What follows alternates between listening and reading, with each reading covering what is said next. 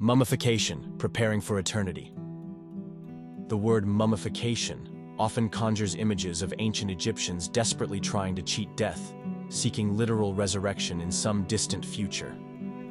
This is a profound misunderstanding. Mummification was, at its heart, a deeply religious ritual. Its primary goal was not to achieve physical immortality in the way we might understand it today. Instead, it was about preparing the deceased for a complex and perilous journey through the afterlife. To truly grasp the significance of mummification, we must first understand the ancient Egyptian concepts of the Ka and the Ba. The Ka can be defined as the life force, or vital spark, of an individual. It is often described as a spiritual double, an ethereal counterpart to the physical body. The Ka was believed to be born simultaneously with the physical body, existing as a separate entity yet intrinsically linked to the individual. The Ka had needs, much like the living person. It required sustenance, offerings of food and drink, and a place to reside. This is where the mummified body played its crucial role, serving as the vessel, the anchor, for the Ka in the afterlife. The Ba, on the other hand, represents the personality and soul of the deceased.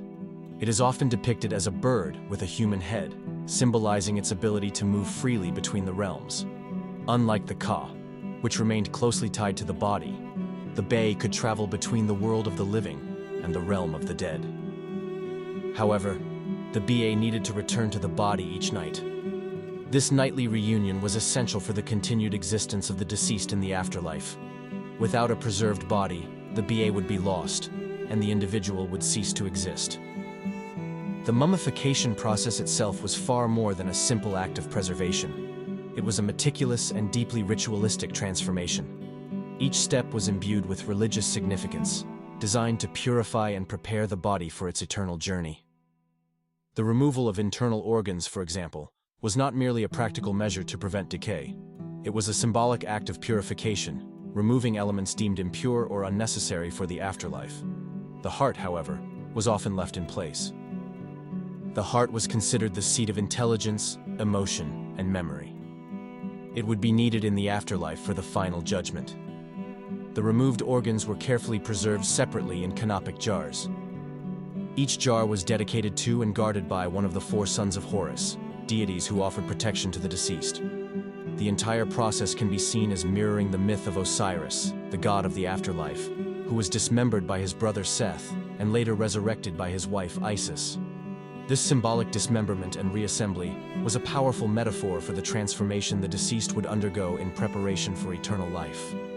The Book of the Dead is perhaps one of the most well-known artifacts associated with ancient Egyptian funerary practices. It is not a single, unified text, but rather a collection of spells, prayers, and instructions intended to guide the deceased through the perils of the underworld. These texts were often inscribed on papyrus scrolls and placed within the coffin or burial chamber. The Book of the Dead depicts the deceased navigating a complex and often dangerous landscape. They would encounter various trials and challenges, facing monstrous creatures and treacherous obstacles. Ultimately, the deceased would have to undergo a final judgment before the gods. This judgment, known as the weighing of the heart ceremony, was a crucial moment. The heart of the deceased was placed on a scale and weighed against the feather of Ma'at, the goddess of truth and justice. If the heart was lighter than the feather, the deceased was deemed worthy of entering the afterlife. If the heart was heavier, weighed down by sin and wrongdoing, it would be devoured by the monstrous Ammit, the devourer of souls, resulting in eternal oblivion. To aid the deceased in their journey, the mummified body was often adorned with amulets and protective spells. These objects were believed to possess magical powers, warding off evil spirits and ensuring the deceased's safe passage through the underworld. The Book of the Dead, therefore, was an essential tool, providing the deceased with the knowledge and protection they needed to navigate the afterlife successfully. The mummification process culminated in a series of elaborate rituals and ceremonies. One of the most important of these was the opening of the mouth ceremony.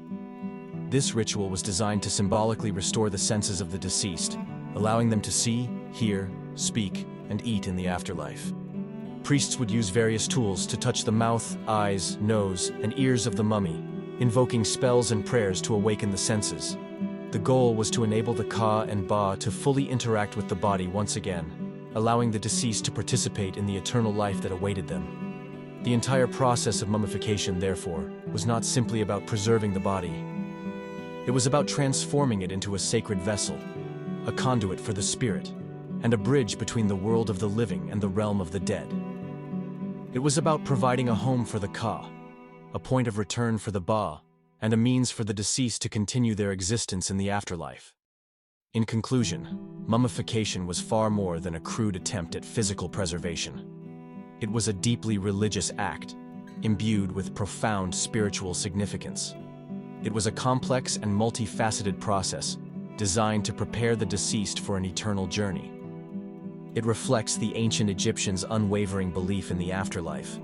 It demonstrates their meticulous attention to detail in ensuring the deceased's successful transition to that realm. By understanding the religious context of mummification, we gain a deeper appreciation for the rich and complex worldview of ancient Egypt.